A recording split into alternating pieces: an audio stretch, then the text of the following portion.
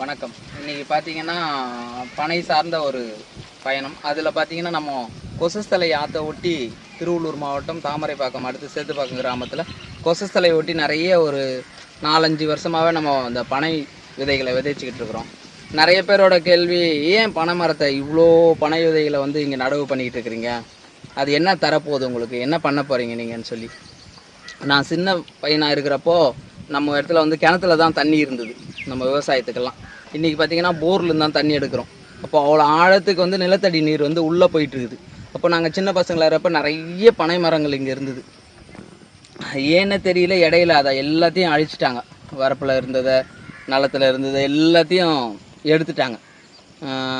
அதுலேருந்து இலை உழுது இந்த மாதிரி ஏதோ சின்ன சின்ன இதுகளால் மறுபடியும் வந்து இப்போது அந்த பனை மரத்தை பற்றி நிறைய நம்ம தகவல்களை கேட்டு இந்த மாதிரி நல்ல மனிதர்கள்கிட்ட இருந்து தெரிஞ்சுக்கிட்டு இப்போ வந்து பனை மரங்களை நிறைய நட்டுருக்குறோம்.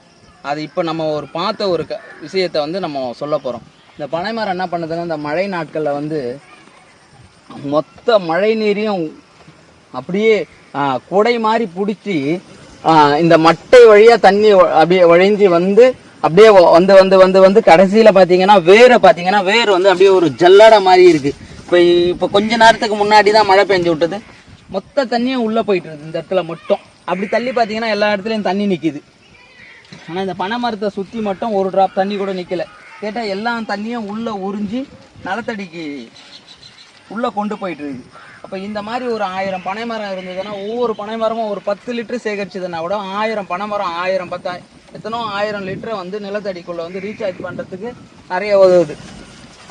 பனை மரம்னா வெறும் உணவுப் பொருளை மட்டும் பார்க்காம நம்மளோட நீர்வளத்தை பாதுகாக்கிறதுல ஒரு முக்கியமான இடத்துல வந்து பனை மரம் இருக்குது. அதை வந்து நம்ம கண்கூட இப்போது இங்கே பார்க்குறோம். இப்போ ஒரு 15 நிமிஷத்துக்கு முன்னாடி தான் மழை பெஞ்சு இங்கே விட்ட கொஞ்சம் ஒரு 15 நிமிஷத்துலேயே மொத்த தண்ணியை வந்து உள்வாங்கி வச்சுட்டு இருக்கு. அவ்வளோ ஒரு அற்புதமான மரம் இது.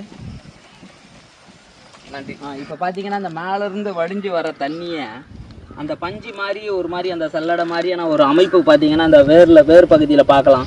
இதன் வழியாக தண்ணி அப்படியே உள்ளே உறிஞ்சி அப்படியே நிலத்தடிக்குள்ளே கொண்டு போயிடும். இதோட வேர்கள் 10லேருந்து 20 அடிக்கு கீழே இருக்கும். அந்த 20 அடிக்கு இந்த மழை நீரை வந்து கொண்டு போய் சேர்க்குற பணியை வந்து இந்த பனை மரம் வந்து ரொம்ப அற்புதமாக செய்துக்கிட்டு இருக்குது. இது நம்ம நேராக கண் கூட பார்க்கலாம். இப்போ எப்படி மலை காடுகளில் வந்து புல்வெளி மேலே வந்து விழுற தண்ணியை வந்து உள்வாங்கி வச்சுக்கின்னு நமக்கு கோடையிலையும் வந்து தண்ணி கொடுக்குற புல்வெளி, அந்த மாதிரி வந்து இந்த பனை மரம் வந்து மழை நாட்களில் பெய்கிற தண்ணியை வந்து உள்வாங்கி வச்சு நிலத்தடி நீரை வந்து மேல் நோக்க உதவி செய்யுது.